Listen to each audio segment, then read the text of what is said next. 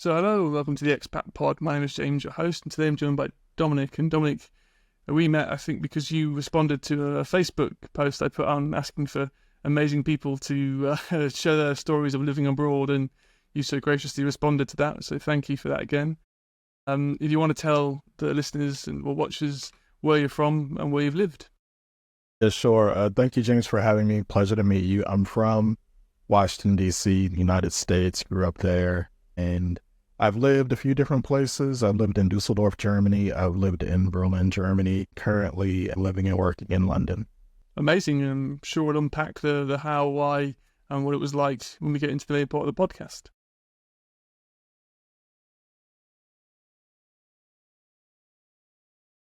So welcome to section 1 of the podcast, all about getting there. So Dominic, as I said off camera, it's essentially the how and why you managed to achieve it. So everything which led up to leaving and starting your new life in a new country. So we'll start off initially as to the why. So what was your reason for wanting to live abroad? Did you travel as a kid, or did you have an experience when you were younger that made you go, I want to live abroad? What was the kind of the impulse to start the journey on? Yeah, I think when you're from a place like DC, it's a very multicultural city. It's a city where you can walk down the street. In one block, you can hear 5 different languages. And I think I was always curious about the world around me. And when you're from that region, you are always connected to the world and to politics and to language and conversations, I think, in some way. So I think I always had that curiosity. And I think that curiosity was sparked actually probably in my much older now.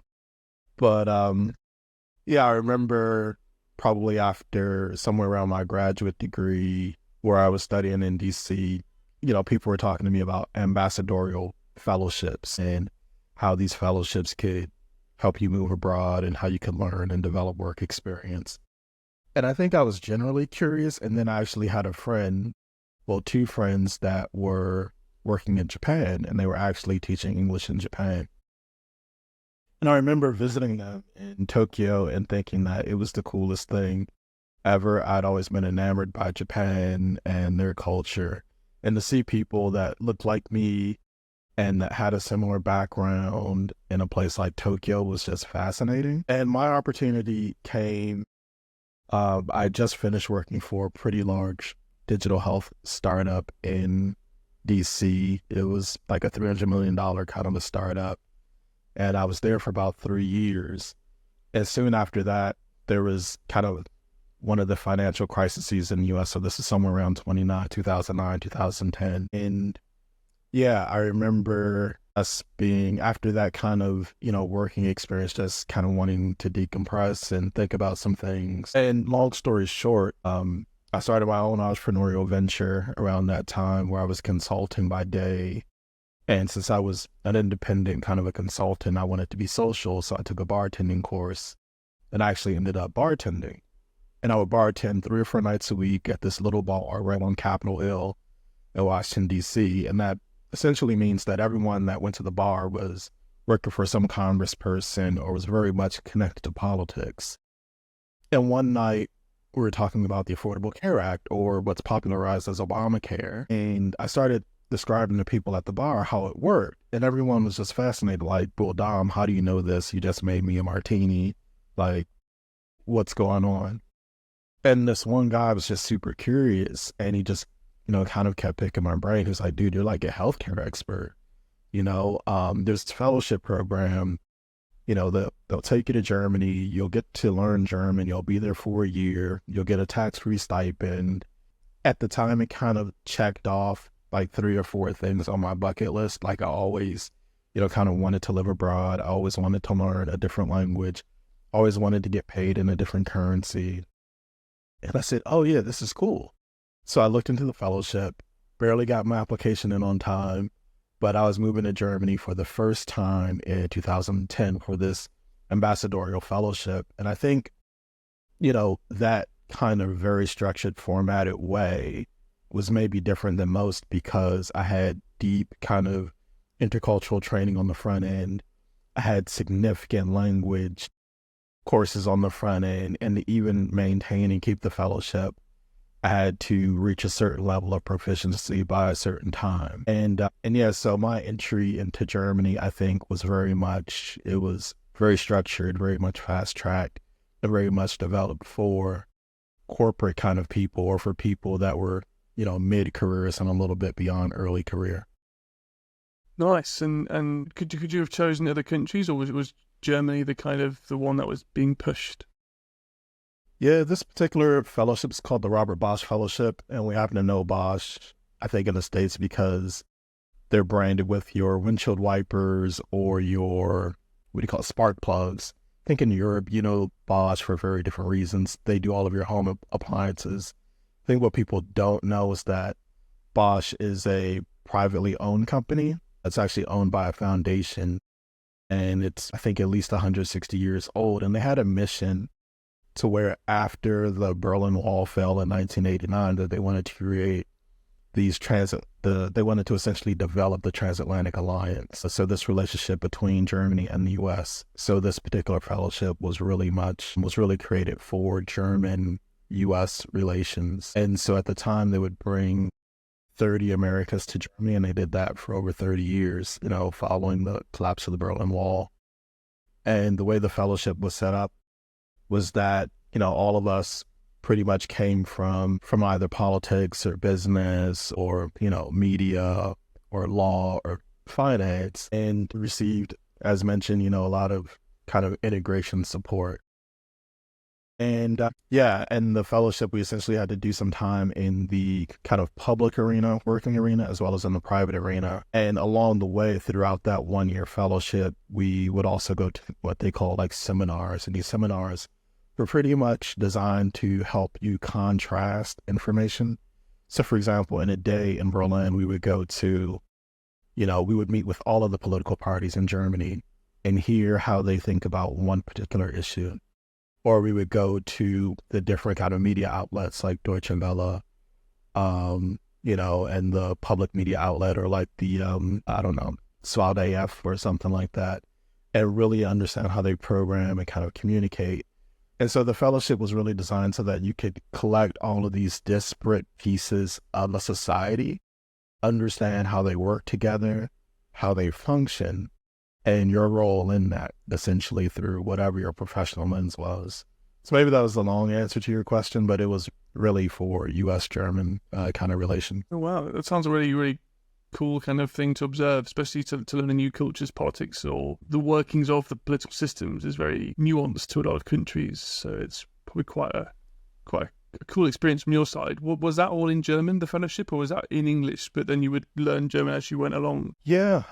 So my language training started in the U.S. So once I received kind of the notice that I was traveling, I think it was January 2010, the next week I was paired up with, a language instructor who was actually teaching German at one of the local universities. And so I had 8 hours a week, one-on-one, from someone very highly qualified. And that 8 hours a week ramped up when I got to Berlin in, June 2010. And so from June to August, it was 4 hours a day in a group setting, a Monday through Thursday. On Wednesdays, I would also have a one-to-one instructor. And on Wednesdays, I also had a tandem partner. And with my tandem partner, we would meet once a week. We would do 30 minutes in English and 30 minutes in German. And this is just, I don't want to call it a random person, but just a very lay person. For, primarily we would speak in German. And then the way, as you can imagine, if you're in a public institution in Germany, 80 to 90% of your work is going to be in German. So I was working for this group called the very short name is the GKV-Spitzenverband, and that's the very, very short name, but what it translates to in English is the National Statutory Health Insurance Association. So this is essentially the group that works with all of the sick funds, public sick funds in Germany. And the public sick funds are insurance vehicles that cover 90% of the German population.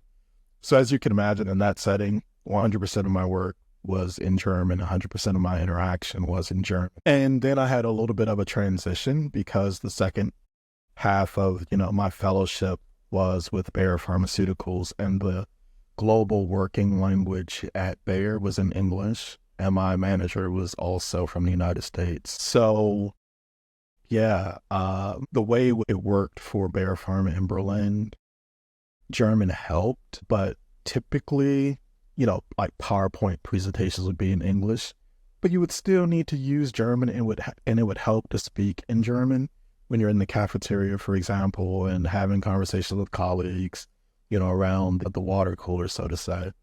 And those kind of, I think, interpersonal connections and meeting someone in their cultural context, I think helps to build relationship. Massively so, yeah. No, it's very interesting to have the amount of contact hours you needed in order to learn another language. It's, as someone who's tried to learn German, primarily by myself, it is difficult. I can get by, but it's drastically dropped off in the last few years since I started trying to learn Swedish instead. But yeah, kudos to you for committing to it, because that's the main thing. You have to commit the time and immerse yourself in it. Otherwise, it's very difficult, I think. Yeah, I mean, I think I found shortcuts, and by shortcuts, I mean, so something I learned about myself, and I think this is what travel kind of teaches you. It always teaches you more about yourself. And I think what I learned, and something I always ask myself is, how can I do something faster, or how can I do it better? And so what I actually did, I think, to learn German was very simple, but it's something that 99.9% of people never do.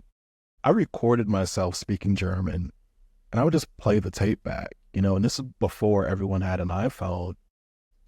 But so I had like a literal voice recorder, and, later on, over the past several years, I have, I use my iPhone to record, but I would sit with my language book and read, the material and just play it back. Like all day I'm at the gym, I play my German. I listen to myself in German before bed. I listen to myself in German. But when I wake up, I listen to myself in German. And when you hear yourself speak another language and you start to correct yourself and you start to say, oh, I say this word very strangely compared to the way a German would say it. Like that's when that kind of, I think, tool really helped accelerate my German learning, and I think really helped in those first few work experiences, for sure. Massive. It's a really, really fun tip. And then going forward in time then to your next move, you moved from Germany to the UK. What kind of spurred that opportunity? Was it work, or was it just the opportunity to live in Blighty? Or well, I think so. What happened was, I moved to Germany in 2010 for the 1-year fellowship. I was there for 1 year. I moved back to DC. I was in DC for 2 years, and then I moved to Dusseldorf in 2013, and I was in Dusseldorf for about 2.5 years.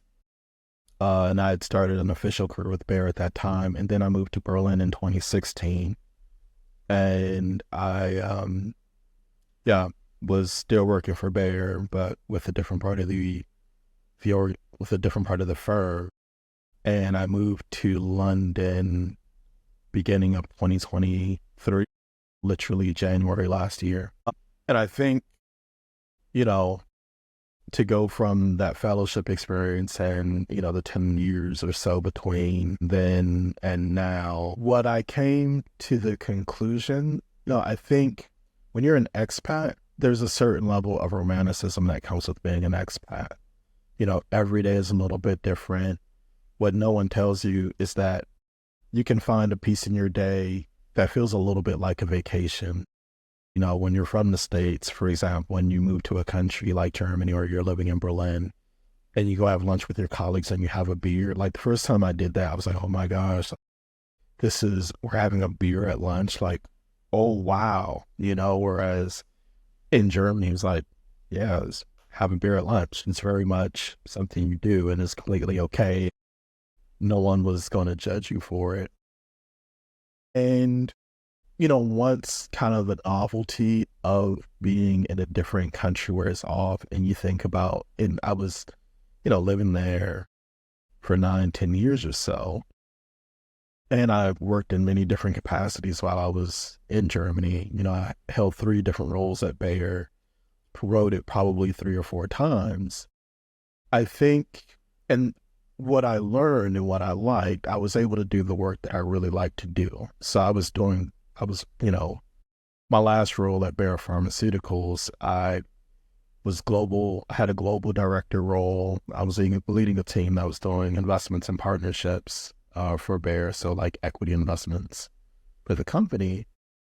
And when it came to, really being in a working context that I really enjoyed, I think I started to unpack how challenging it was to really scale that work in that institution, especially with that institution kind of going through, its own kind of macro dynamics financially. So, once I kind of put the company into context, it was, okay, then how do I put myself into context? Did I really want to go to another big German multinational pharmaceutical company?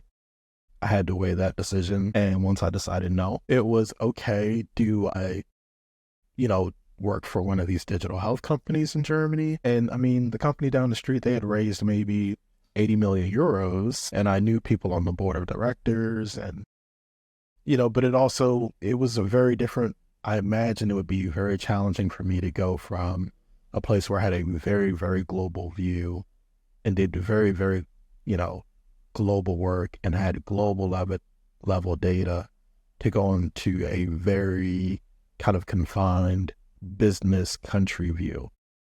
And to also go from an organization where at Bayer Pharma in Berlin, I worked on a campus with 5,000 people to go to an office environment with maybe, 50 to 100 people. So I decided it was time to leave Germany and it was time to leave Berlin. Although, Berlin will always hold a very special place in my heart, I decided if I want to do the work that I enjoy, and it had to be somewhere else. And I think what most expats, and I think part of what, this podcast is about is like how to be an expat or why to be an expat. And I think in the expat context, it's a little bit like the real estate context. Location, location, location. Everything comes down to location because that creates the context for everything else. So what I did when I decided it was time for me to leave, I wrote down a list of the 5 cities that I would work in. And then I said, I'm just going to network to 10 different people in these cities and kind of see where things go. And so on that list, I had, like New York, Washington, D.C., my hometown, Miami, San Diego, and London. And I was getting pretty good traction in those places, but London just kind of started floating to the top. And then I started thinking how culturally it would be a much easier transition to go from a Berlin to a London instead of a Berlin to a New York or Berlin to a Miami. And yeah, I got a lot of traction with a bank here in London and in late 2022, and moved here in January with a job and everything else. That's really cool. When you kind of started that journey, then was it all different financial jobs you were looking for in London, or was it a particular sector? Was it still pharmaceuticals you're involved in now, or is it more global equity or anything like that? Yeah, I mean, I'm really a healthcare person, and I have a pretty deep healthcare network, as you can imagine. I haven't worked at Bayer for, 9 or 10 years. I knew I wanted to work in healthcare, and I didn't have my mindset on any kind of particular role. So again, I think this is where that location mantra comes in. I think that where you work kind of in some ways creates context for the kind of work that you do. So London happens to be a financial city. I think New York happens to be a financial and a marketing city. Miami, happens to have some context for business, but also a fun city. So the kind of roles I was connecting with, they were a little bit around equity. They were also very much connected to venture, but they all had kind of this thread for healthcare. So for example, when it came to the people I was connecting with in New York, they were doing venture investing for healthcare companies in New York. And in London, this particular bank is focused on banking venture-backed healthcare companies, not just healthcare companies, but focuses on high growth venture-backed companies in different verticals. So healthcare just happens to be one, but also frontier tech, climate tech, deep tech, consumer. That's quite cool. No, yeah, that's amazing. And on visas, then, obviously being a US citizen, did you get support with visa applications when you first moved for your fellowship, and then back again to Dusseldorf for Europe? And then how did it happen for the UK as well? Yeah, I've been very fortunate, I think, in that regard. So for the fellowship, yeah, I had a lot of support through the Bosch Foundation. Like, I barely remember the visa process. I remember, later on working for Bear officially a little bit clearer what that was like for the EU blue card.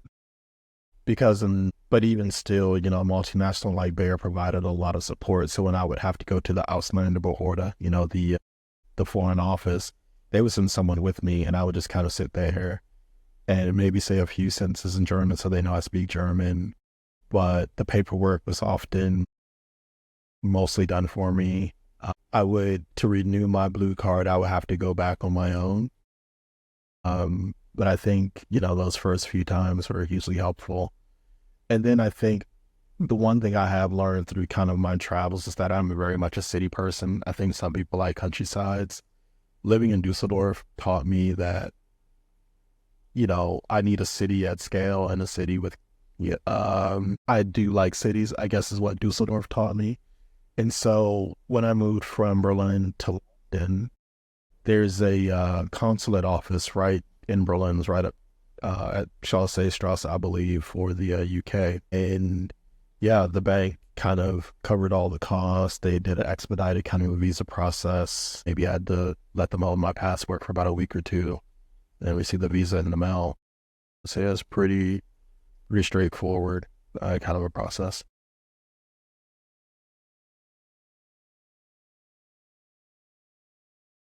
So welcome back to section 2 of the podcast, all about being there. So Dom, you kind of touched upon quite a lot of the kind of being there initially for why you were there and the work you were doing. But if you can go to again your first impressions, so you got this fellowship, you'd moved to Germany. What was it like when you first arrived, and what were the kind of stereotypes you thought you kind of happen upon, and then did they exist, or was it different to what you thought it would be like?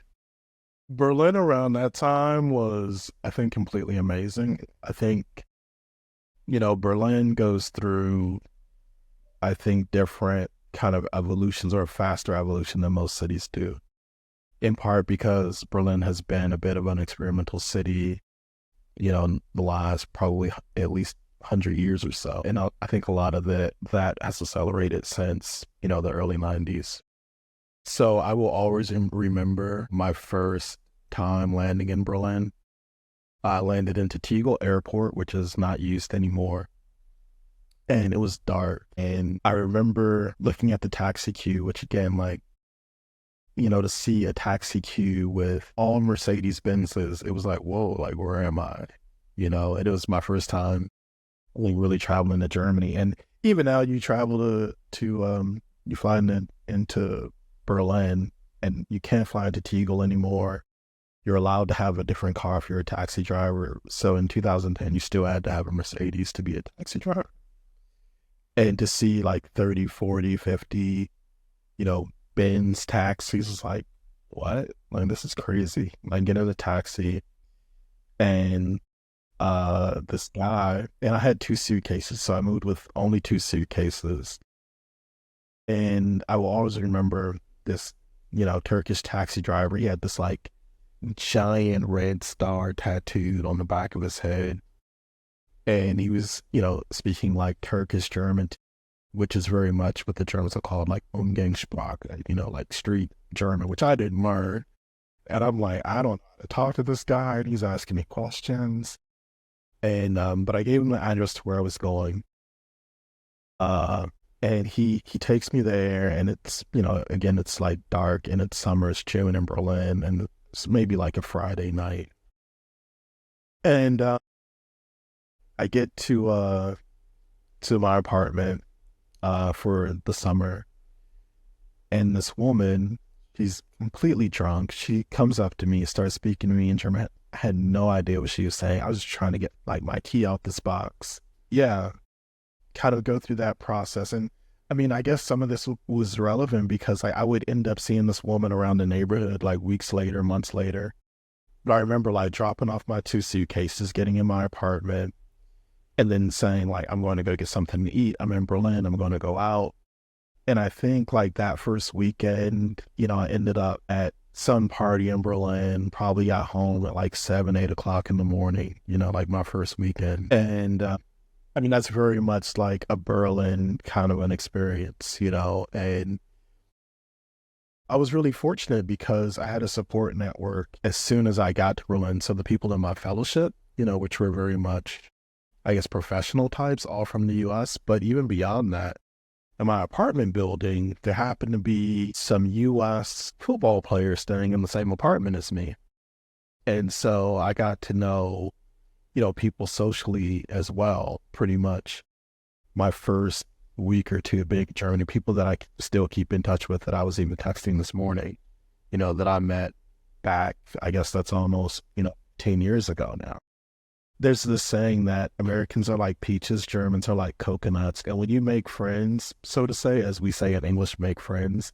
Yeah, like when you make friends in that country, I mean, those are pretty much your friends for life. You know, you're not. And they will always kind of be your friend. I mean, massively, completely. Yeah, I think I completely agree with that. It's that shared struggle, so to speak. And by football, do you mean soccer or do you mean American football, like NFL?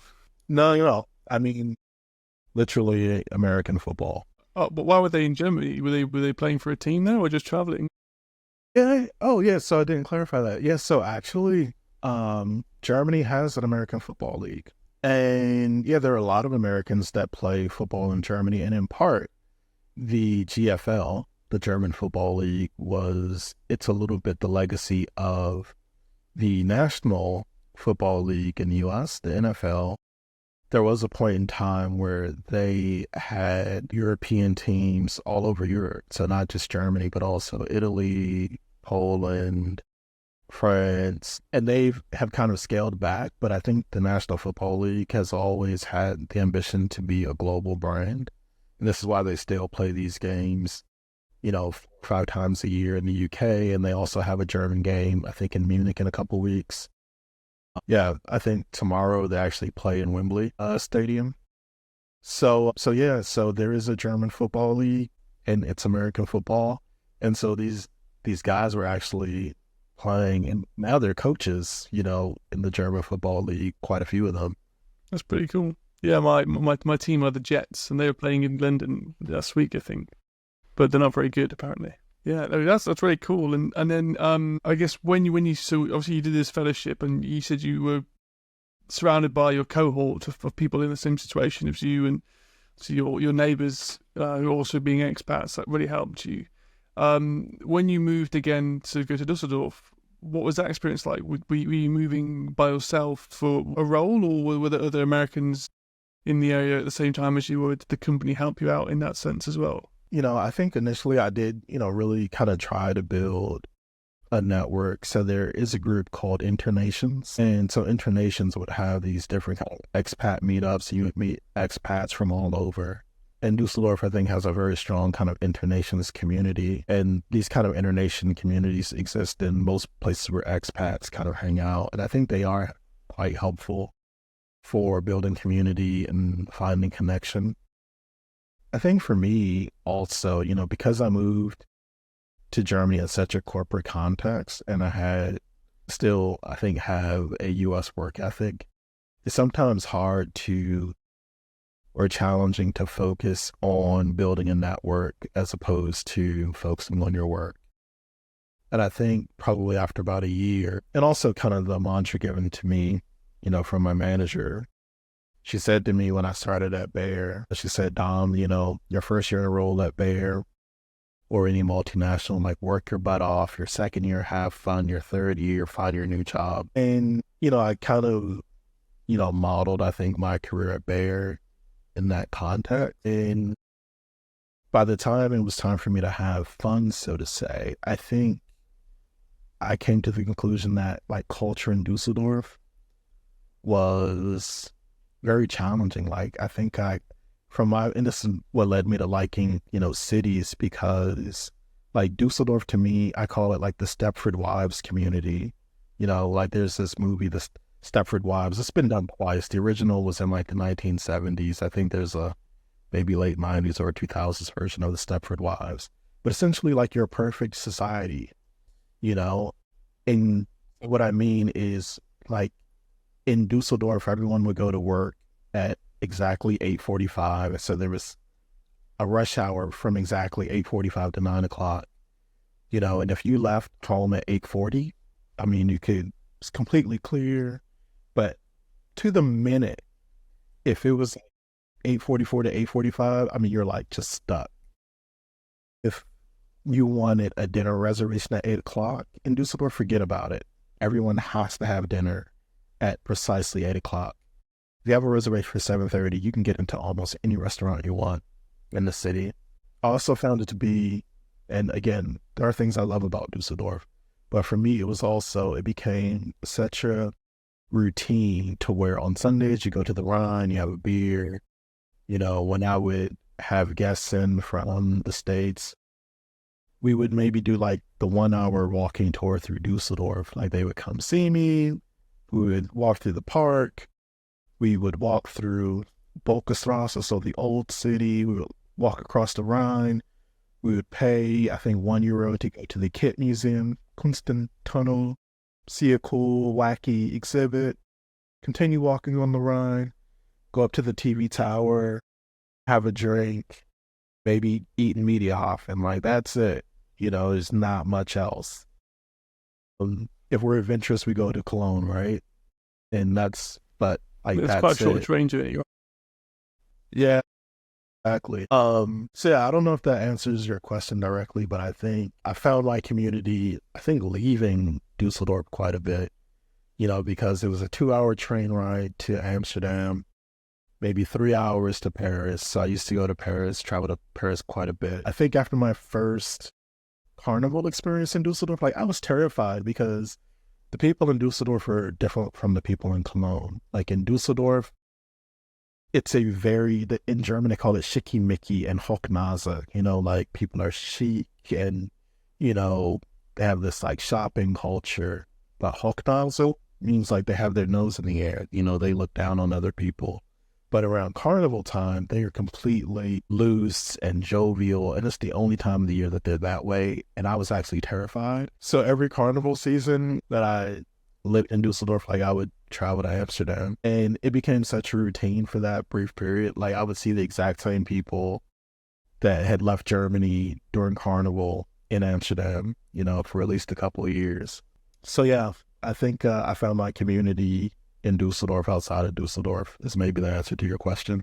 No, the carnival's really cool. I actually went to visit Cologne and Dusseldorf for Carnival 20. So just before the COVID pandemic kind of rained down, I was there for the carnival, it was quite interesting, but I was only there for a weekend, so it wasn't every year that I experienced that. So I thought it was quite good fun, but as you said, if it's such a contrast to what they were normally like, then it can be quite... Yeah, I think also, like I'm in black skin. So for me, like people would come up to me just to talk to me about like my skin in Germany. And so like to be in Dusseldorf, like I remember I was trying to have drinks with colleagues during carnival. We're in this bar and some guy comes up to me like, "Du bist ein Kämpfer." Like he's like, "You're like a fighter." And I'm like, there are 100 drunk German guys around. Like, why are you calling me a fighter? Like, I'm not going to fight. And, he was trying to be complimentary in the sense that it took you probably had to fight through some things to get to this point in your life. But being singled out in a crowd of drunk people, it's not fun, is I think what I mean, in my kind of personal context.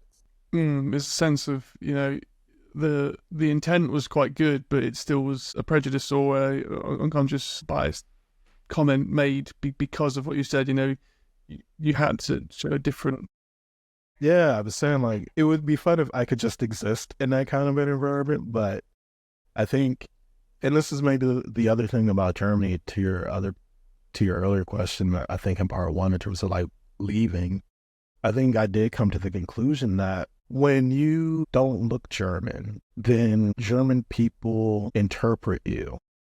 And so there, and I was actually looking at someone was joking about this through a meme the other day.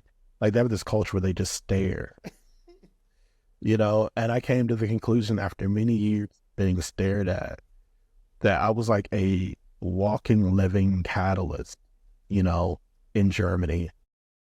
And it always makes you hyper aware of yourself in a way that you don't have to be in a place like London. In London, I can just go outside and no one's going to stare at me. I'm pretty normal. And if they're looking at me, maybe they like me. Maybe they like my shoes. Maybe they like my jacket. They're probably going to tell me, hey, I like your shoes, or hey, cool jacket, And I've had, neighbors, I'm wearing a cool straw hat. My neighbor's like, I like the cut of your jib. I like your hat, And whereas in Germany, it's quite different, I would say. There's a very funny song by a British comedian. He's British Asian, and he's got a song which is called "Are You Checking Me Out or Are You Being Racist?" Because you'd have always people will be staring at him. I'll have to send you it. It's really funny. I'll put a link to it on my socials so whoever's listening can go watch it. But what you just said then reminded me of that video. Provision of that I'm white and middle of people where I lived were white, and in Sweden it was a similar thing. So I didn't stand out in that. But I stood out in Sweden because I'm 2 meters tall, so I get pointed out for being quite tall, and asked about the weather and stuff. Nowhere near the same as it would be for someone who's obviously of different colour. But it's annoying. I find that annoying. But I can still go and blend in. If I'm sat down somewhere, no one would comment on me or pick me out. People would try and have a fight potentially if I'm stood up. It's difficult to hear what you're saying and understand. Okay, I think the world seems to be a lot more, I guess, kind of accepting of everyone or diverse or inclusive, but it's still not, because there's still that subconscious level of bias or there's that level of maybe curiosity, but the fact that it's come out is still it's still treating someone differently, even if it's come from a place of not aggressiveness, but support. It's still commenting on it, which is not the point. It's all about to be, let's just enjoy you being with your friends or someone else being with their friends. So it's unfortunate that happened. And it's a good thing you mentioned that London is very much a melting pot of everyone. I think since the Windrush generation came over, the UK has been enriched so much by different cultures and and languages and everything else. So I think we're very lucky in this country that happens. And albeit there's some people on the far right, and it has been quite prevalent in the news this summer, unfortunately. But that's a small percentage of the country. And every country in the world has a small percentage of those people who are just antagonising hate, which is really unfortunate. I'm glad to hear that you're happier in London. The UK has been a place where you've enjoyed it. Probably similar to Washington then, as you mentioned at the start of the podcast, that Washington's such a diverse place where you walk on a block and hear 5 languages, right? So I think London's quite similar. Then I hear about 8 to 10 languages. Easy. Yeah. And then on London then, so obviously you moved also for a corporate role and by yourself, I imagine, or for a job without going to a cohort with the people. How have you found making friends there? Have you joined any hobbies or clubs or anything in your kind of social life to make friends? Or is the kind of UK drinking culture in the office meant that you've got out with some colleagues? Yeah, London socially is it's very different from, I think, a German kind of a city. And I think, for me, a lot of my social activity was really around dating. I think I found dating in London very refreshing after living in Berlin, because in Berlin, I was a bit like an anomaly. A lot of people don't have corporate jobs in Berlin. So my friends in Berlin were very much like artists or dancers or, chefs and restaurateurs or DJs. And I was kind of like the one going to work every day. It's like, why don't you just model or have like a gig or be a barista? Like that's, and to be fair, your barista in Germany will have like a PhD in nuclear physics or something random, you know? Like that's the kind of city Berlin is.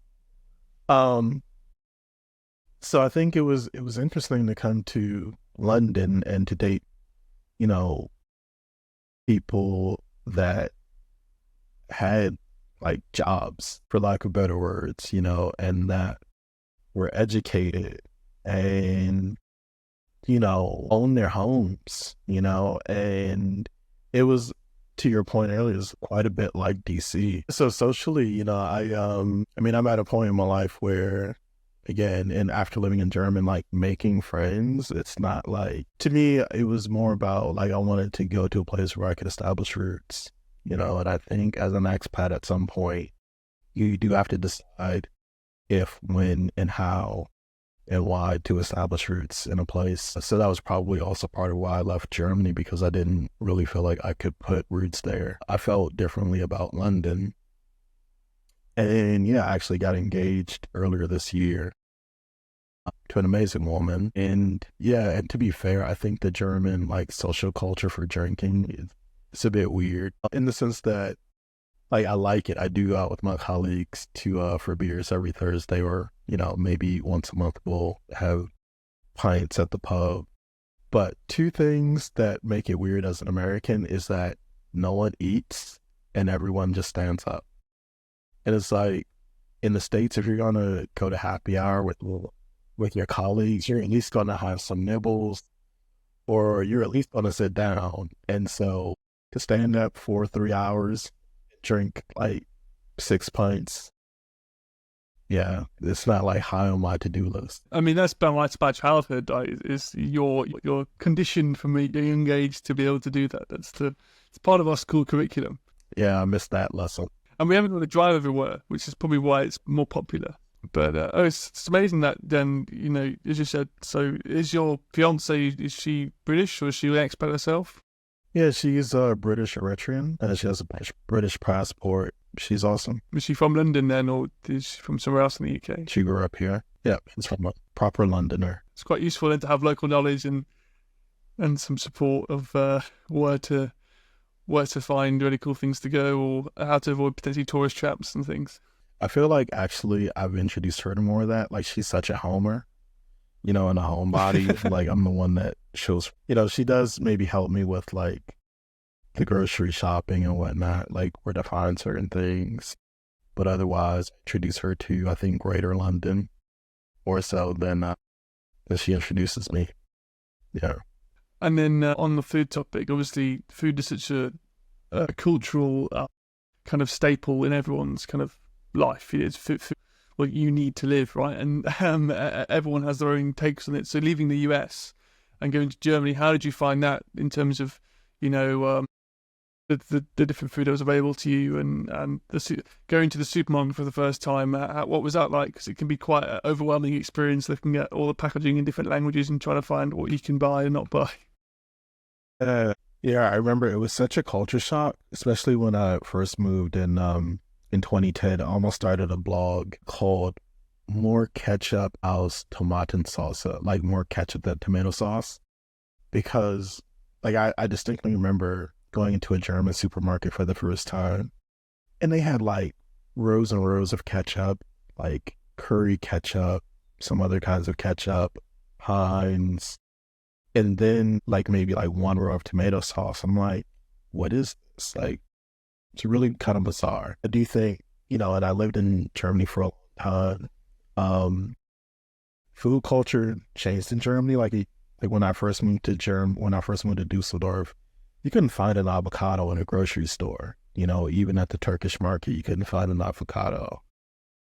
I think now you can find avocados pretty much everywhere, you know, throughout the country. Yeah, it is like one of those things. Like I would spend hours in the grocery store, and I think what I learned is that to really have, like, you can't go into a supermarket or a grocery store with your native mindset.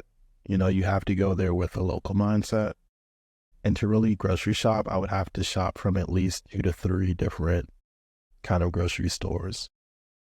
I think the culture here in London is to where everything is designed around convenience. I may go to the butcher every once in a while. I may go to, there's a fish market right on Essex Road, which is pretty well known.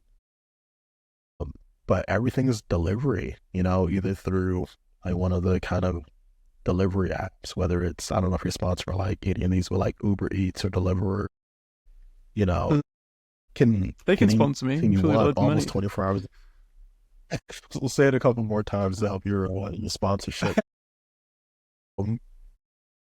But yeah, like those kind of things. I mean, we're in Germany. I would never think about convenience. It was, you know, I take my 2 grocery bags and I go to the store. And actually, if you were to like Google or go to YouTube around like German supermarket experience, you will find hundreds of videos from expats having an experience in the German supermarket because they have such a culture of like moving through the queue quickly, and you know, you have to bag your own stuff and you're always like, oh my God, I gotta get my stuff.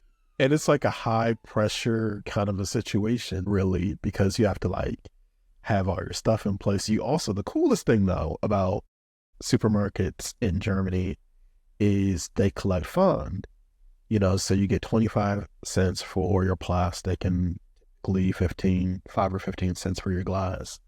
And that's the coolest thing because, you know, it's almost like every time you go to the grocery store, you're going to get at least like $1 off your total grocery bill or a euro off, you know, without trying. It's like having, you know, a coupon every time you go. It's cashback, isn't it, essentially? Yeah. Yeah, exactly.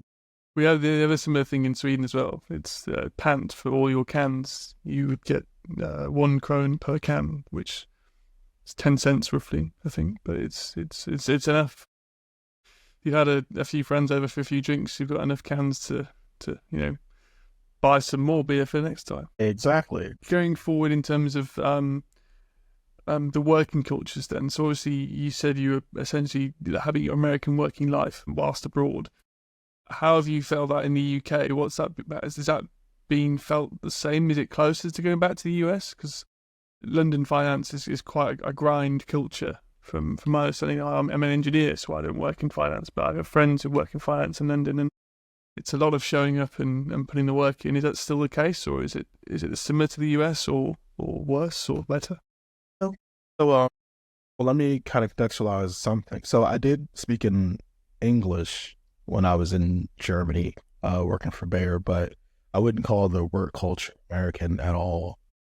It was a very much like, I mean, it's a 160-year-old organization, highly matrixed, lots of hierarchy, very formal.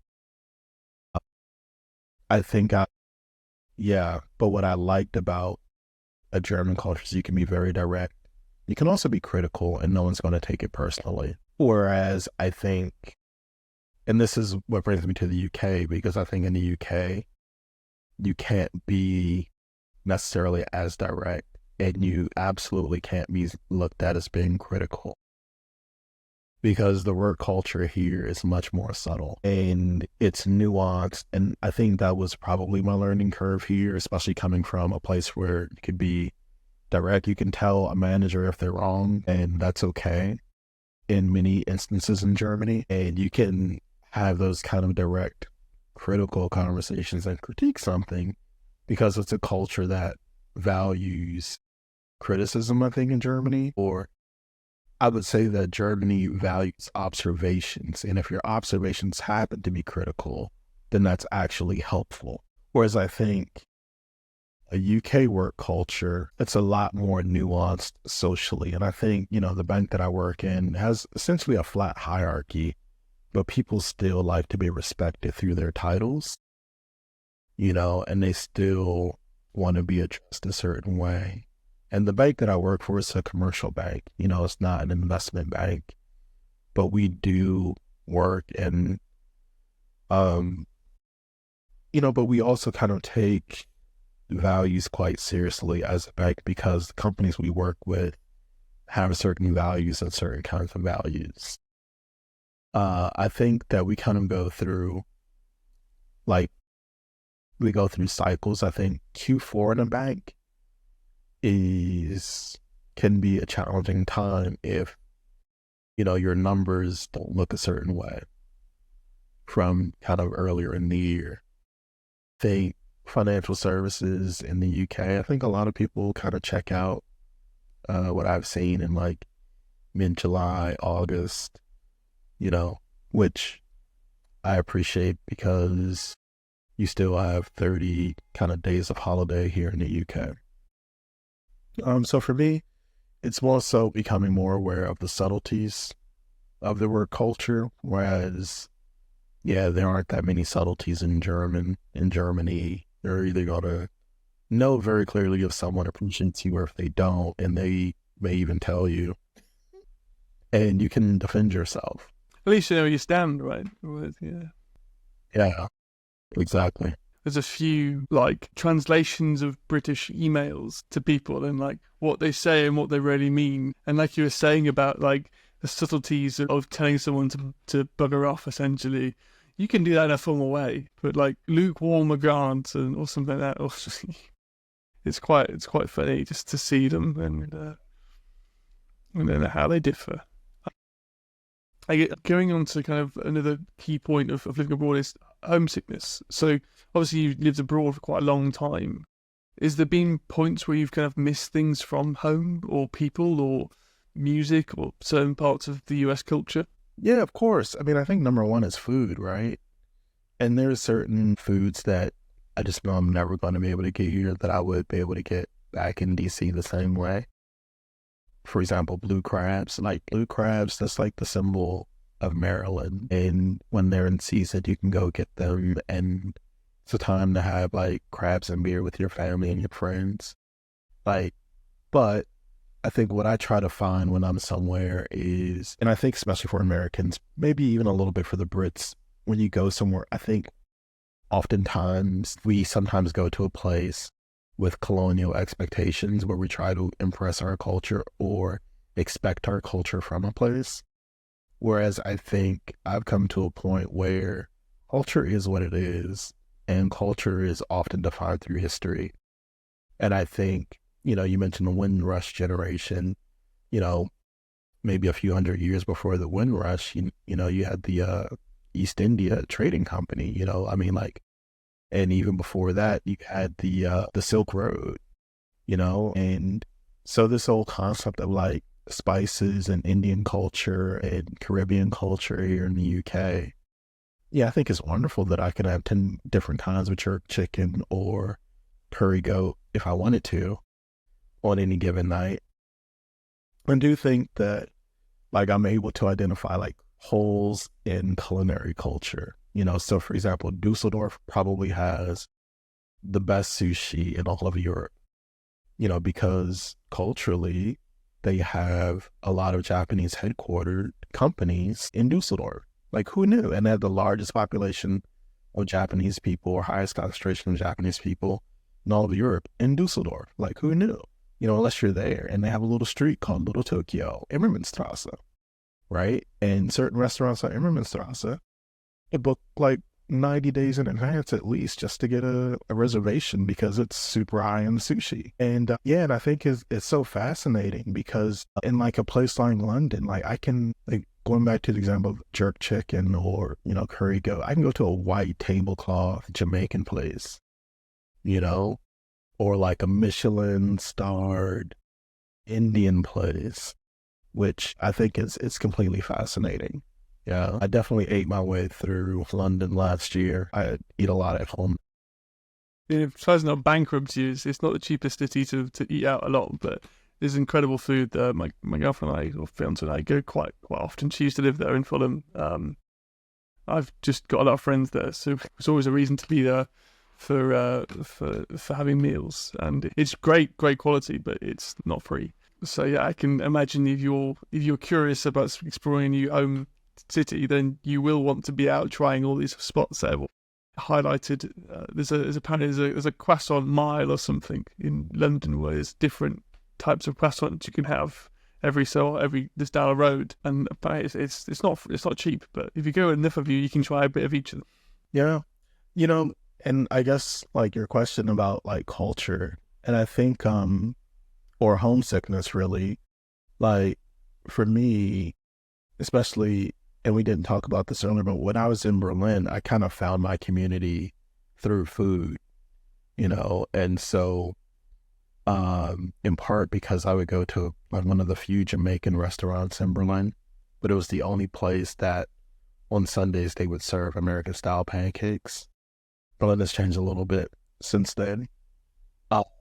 But I would go to this restaurant like, a couple times a month. And once you do that for years, you almost become part of the furniture, and other people were doing the same thing. And so I think that's how I kind of see like restaurants as like places to connect with home and places to connect with culture. Because like all of my friends in Berlin were all connected to pretty much one restaurant and just meeting people at this one particular restaurant. I think here in London, I don't go to one restaurant enough to like make friends, so to say. But I do think that every restaurant is a bit of a hub of culture. And when I do get homesick, London has direct flights everywhere. Like there's never a moment or a month where someone from home is not here. Like, I've had people come in town for the NFL, or I have a friend that texted me 2 days ago. He's in video production, and this is like a childhood friend that I met when I was like 6, 7, 8 years old. He's in town, working, and yeah, I think being here, it's hard to be homesick. My mom was here for like a month. Yeah, I barely have time to work because someone's always here. Yeah, I guess having more time off is helpful then if you've got all those friends and family coming to visit. Exactly. Awesome. Well, I guess if there's anything more about living there, or should we go to section 3?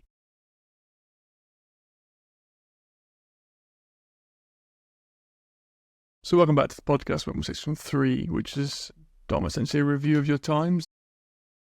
My first question is always, if you can go back to your younger self before you kind of moved away and could tell yourself something, a bit of advice or maybe to do more or less of something, what might you say to yourself? I wouldn't change anything, to be honest. I think the one piece of advice I would give to myself would maybe be, so when I mentioned I was in Berlin for that 1-year fellowship, and I remember at the end of that 1 year, not wanting to leave, or it wasn't necessarily not wanting to leave, but just thinking that it would be so hard to get back. And I think what I've learned, and maybe the one thing I would tell myself, is that it's not that hard, and that people boomerang all the time. And I think what they say is that, success is where, opportunity meets preparation. You just have to always just be ready, and that's all. Yeah, it's a very, very good bit of advice for sure. Is just be ready for anything to change, and you can pounce on potential opportunities for sure.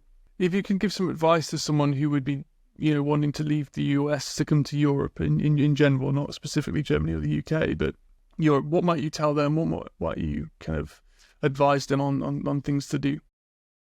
Yeah, I actually have this conversation fairly regularly.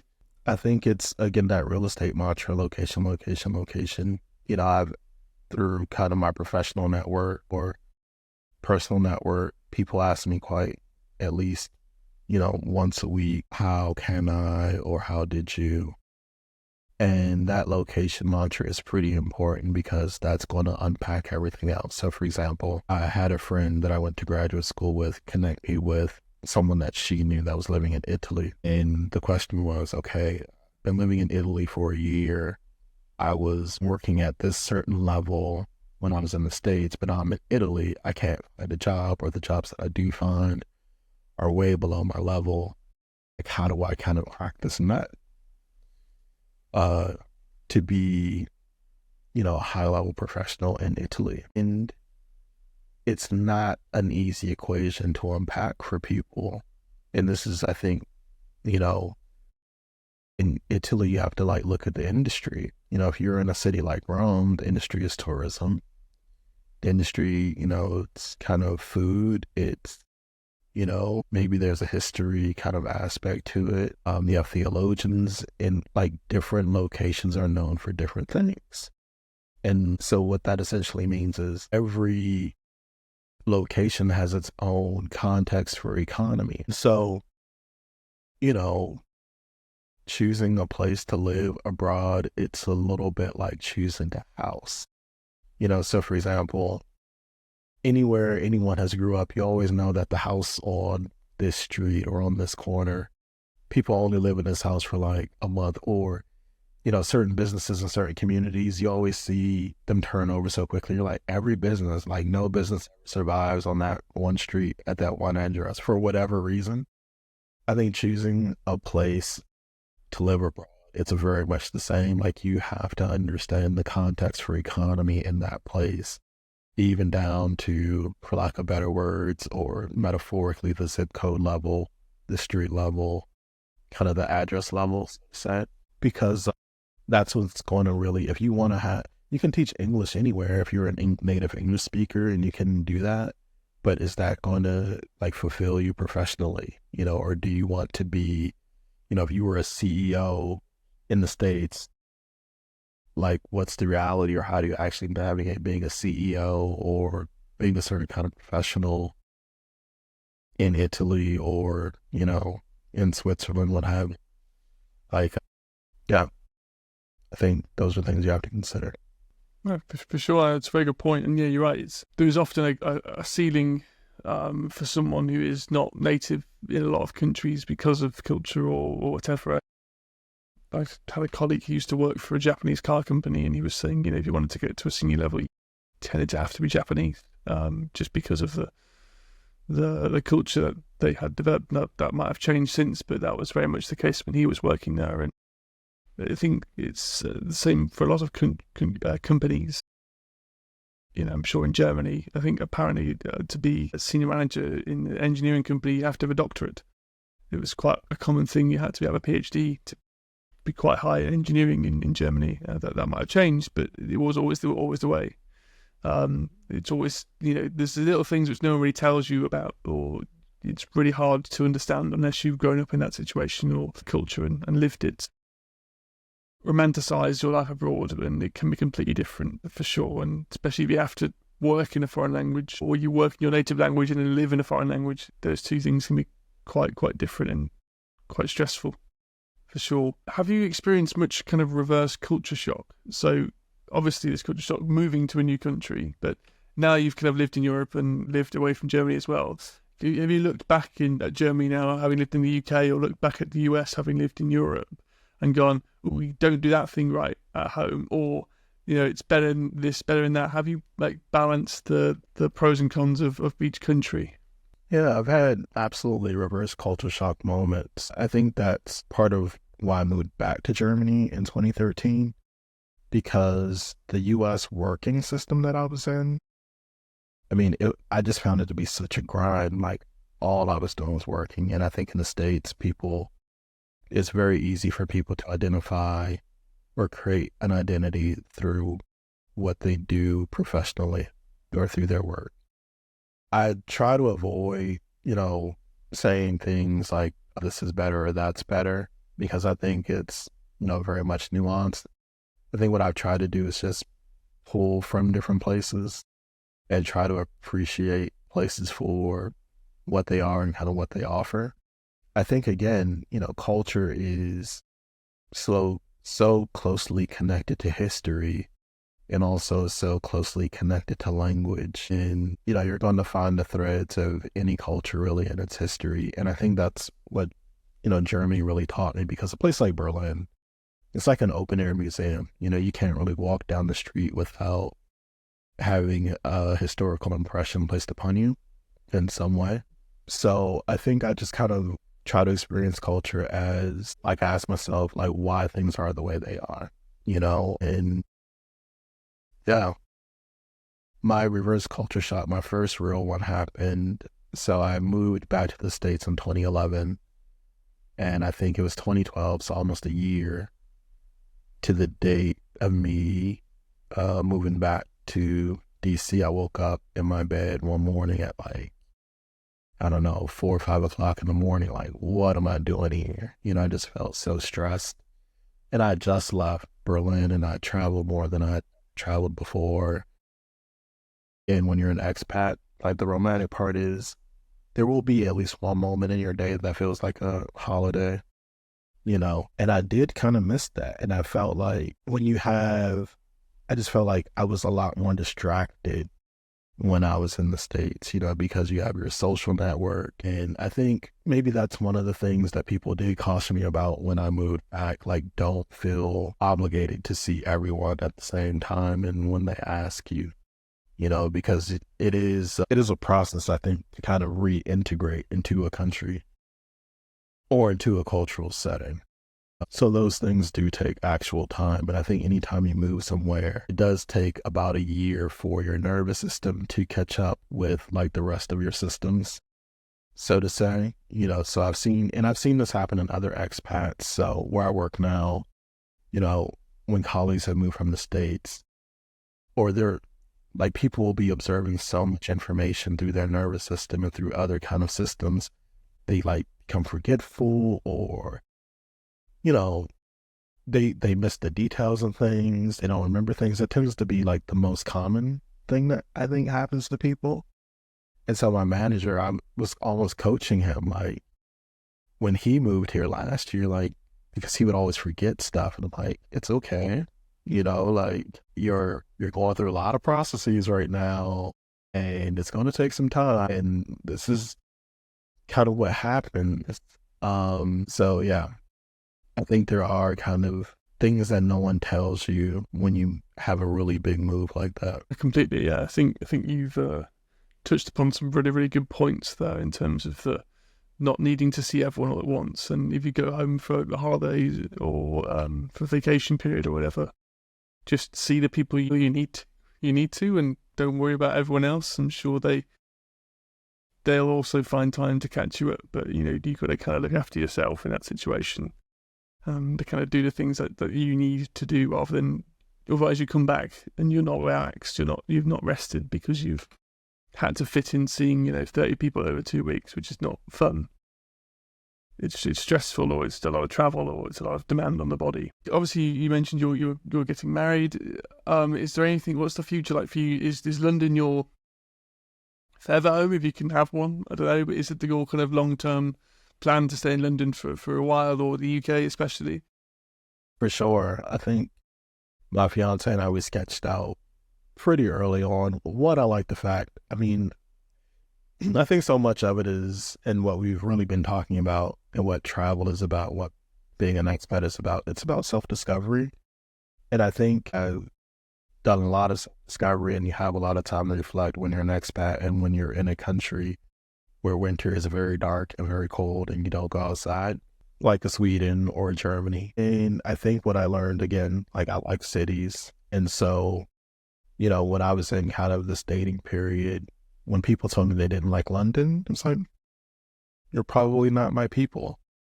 So I like the fact that when we were dating, she told me she liked London. We kind of and when we got serious, we set guardrails around, okay. She asked me very clearly, are you moving back to the States? And we agreed that I would only move back for some sort of, like, top job, like I'm running for president or something, right? Otherwise, yeah, I mean, London is a place for me. I think this is a good place to put in roots for where I am in my life right now. So 2032, we expect your presidential campaign, right? Maybe if I'm invited. That'd be cool. Awesome. Well, I don't know if you want people to be able to find you, or you want to share your LinkedIn or anything else you want to share about. If people after this call want to ask any questions or reach out, are you happy to have anything linked for where people can find you or your work? Sure. LinkedIn is probably the easiest place. It's just, I think my LinkedIn, it's LinkedIn D. Kennerson. First initial D, then Kennerson, my last name. Awesome, yeah. And then I just want to thank you again for sharing your Saturday afternoon with me, and sharing your incredible journey so far, and all the amazing opportunities you've had, and I'm sure we'll have in the future. And thank you for for, you know, being so transparent with it all and highlighting what's difficult, what's not difficult. And hopefully that's helped someone listening to this podcast to, you know, deal with something they're dealing with, or be prepared for what it is really like to live abroad. It's not easy. It's fun, but it's not easy. And yeah, thank you. And as always, if you have enjoyed the podcast, then please do let us know. Please do like, share and subscribe, and we'll see you next time for the Expat Pod.